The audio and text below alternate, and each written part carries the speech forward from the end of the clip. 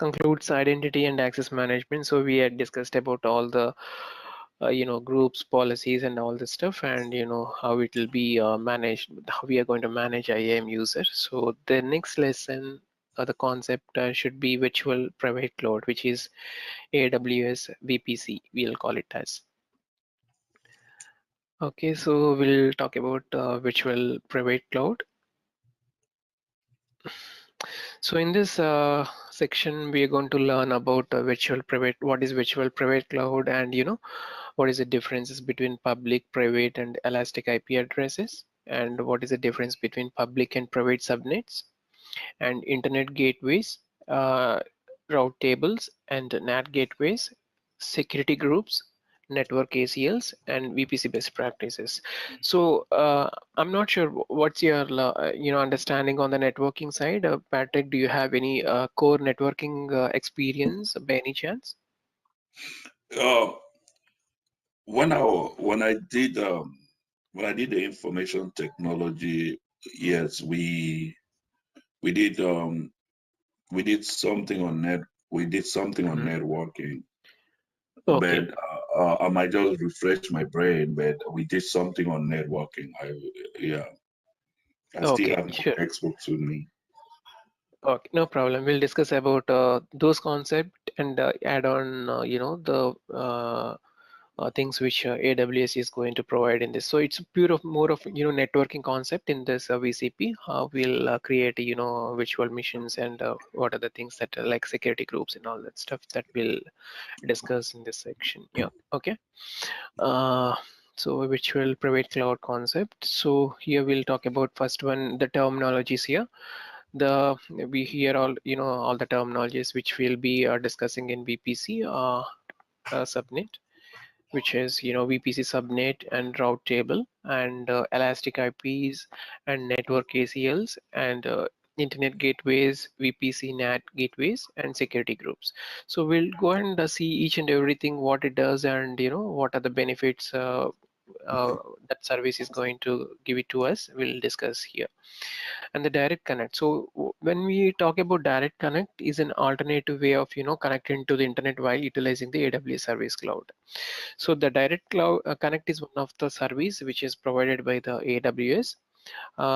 Like when you wanted to connect to the internet, right, while utilizing the AWS services. So the direct connect is the option which will enable you to connect to the internet, and it is a dedicated network from your premises to AWS, which is from on-premise service to AWS. So it will take that direct connect from the on-premise system to the AWS and provide the network connectivity. And coming to the direct connect, which is, if you see in this diagram, we'll discuss here itself. In the customer network, you'll have the router, and you'll have the AWS Direct Connect router 1 and router 2. There are two routers, minimum two routers we would be keeping it, which is a AWS environment. Within that, you'll have the virtual VPC. Virtual private cloud, right? So when it reduces your network cost, and also if you have the typical network establishment without cloud concept, it will be a huge cost to the organization. So the by using the AWS VPC and the cloud environment, it will reduces the network cost, and like it increases the bandwidth and the throughput. You'll get the good bandwidth when you wanted to when you are using the AWS networking, right, and provide consistent on the network experience.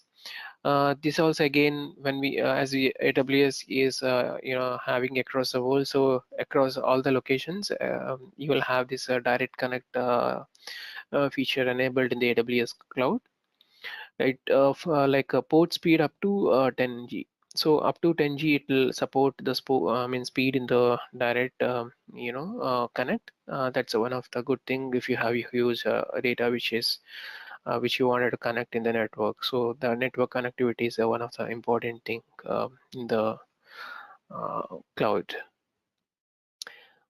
This is the definition. What what is a VPC stand here is a virtual private cloud, which we have already discussed. I mean, it launches, your AWS resources into virtual network that you have defined. So when you have the VPC enabled in your cloud environment, all the services that you are working with your AWS cloud will be hosted onto that particular VPC, virtual private cloud.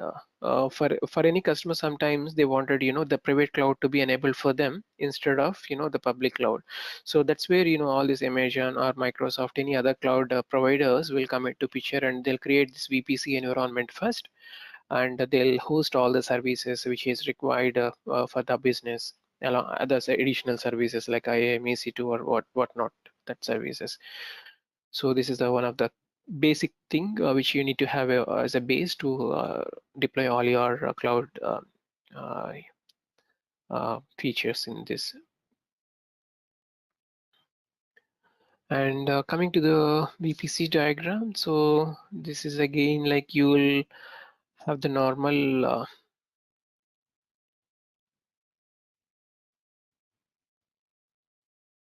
one second please.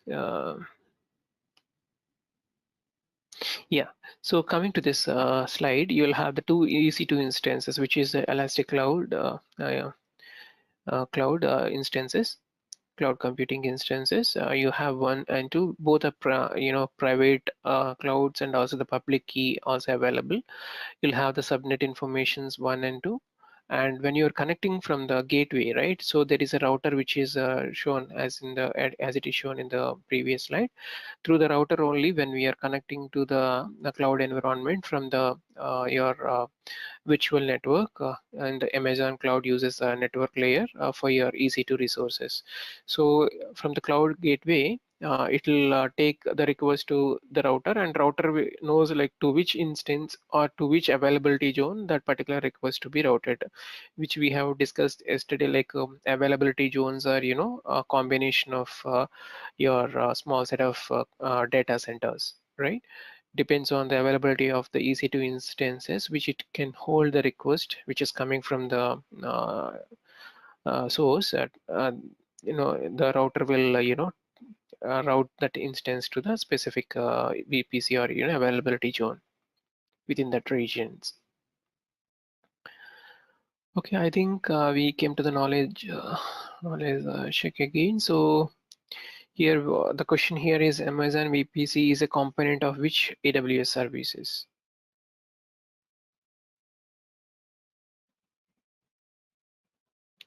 Patrick, can you help to take this question?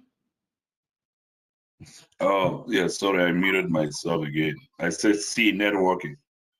Yeah, that's correct. So when we have seen services, right, within the service, I mean networking only, you'll have this VPC is one of the component available in that service.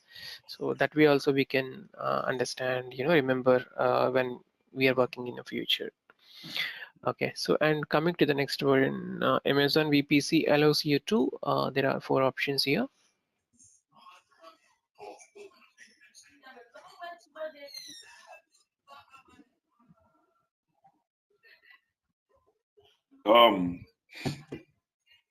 The visual allows you to Mm-hmm. Visual Private Cloud allows you to launch resources into your visual network that you have defined. Control. I will go with create physical network wherever you want.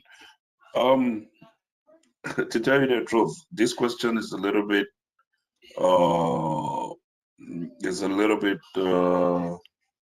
Tricky. Okay. tricky. It's a little bit tricky, but I will go with the IPS address. Reason because it creates a physical network where you want, but because it's that's for your.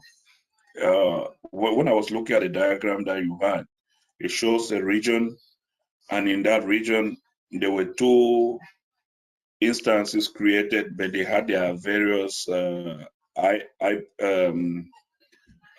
IP addresses. So I don't even know. I will just go with A for the moment.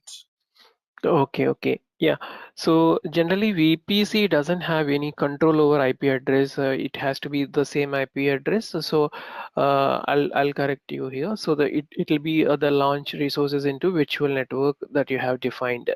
Because when we Okay. discussed about the diagram and when you have the VPC, Yeah. it knows like to which virtual network that all the resources can be launched. And we discussed about that while discussing in the diagram, right? So Okay. B is the right answer here, Patrick. Yep.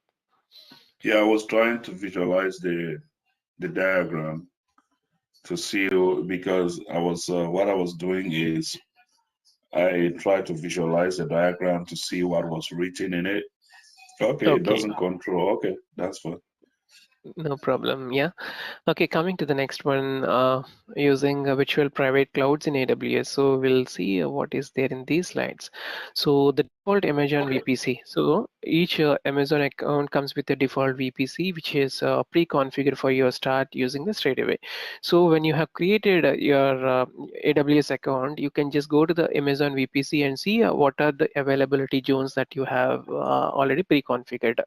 So which means you would be choosing a particular zone when you are selecting the cloud, right? So that time you can see what is availability zone 1 and availability zone 2 for that particular region, and you can see all these details at the first instance itself. Okay. Mhm. Yeah, coming to the next one, this is the same thing again. So here we talk about Yeah, this is the similar setup. diagram. This is the diagram I Yeah. was visualizing. Right, right. Okay, okay. Mm. So when you come to this slide, there is a small difference here with the previous diagram, which I'll talk about is the default VPC. So the default VPC and CID classless inter domain routing block for default VPC is always a bar 16 net mask. For example, for this IP address, we would be using bar 16 here, and you have private IP addresses for this default VPC. But you would be doing that in the same region, and you'll have the availability zones A, B, C, whatever is tagged to that particular region, and the request will again come through your router, and it knows to which EC2 instance that particular request has to route. Okay. Okay. And coming to the next one, VPC, custom VPC, and you can even customize this, the setup and the configuration. And what you can do here is the main route table here you talk about the destination is 16 here, and the target is local. And when it comes to the previous like the below one, the main route here is again the IP addresses of these systems and the local systems. And here the custom network will have the gateway router here, and that router will pass through VPN connection. And you need to have the VPN connection established between your customer gateway and your VGW, which is your cloud environment, through the VPN connection. So once the other request comes to the VGW, from there it like again the same set of configuration that we can like this router will take into. You'll have a couple of web servers as particularly this web availability zone, and you have some database servers in this availability zone. So based on the request that you wanted, whether you're accessing your web services or you wanted some database services, the particular availability zone will suffice your request, and make that particular request to be completed. Okay, the next one, the hardware VPN access. So here again, within your AWS, the VPC, you'll have the two set of availability zones and the router, and also the virtual private gateway, which will be connecting to the different customer gateways. So all the customer gateways you'll have, if you are seeing in this diagram, like a customer network, Los Angeles, Chicago, New York, Miami.